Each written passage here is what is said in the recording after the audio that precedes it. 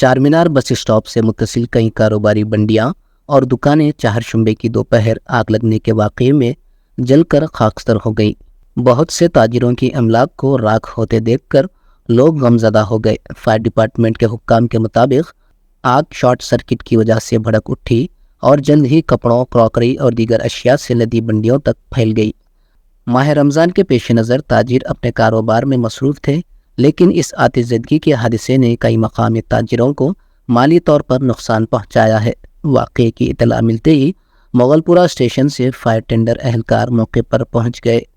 چارمینار کے قریب بھاری بھیڑ کی وجہ سے موقع پر پہنچنے میں فائر ٹینڈر کو دیر ہو گئی۔ اہلکاروں کی مسلسل کوشش کے نتیجے میں آگ پر قابو پا لیا گیا۔ اس حادثے میں کسی جانی نقصان کی اطلاع نہیں ہے۔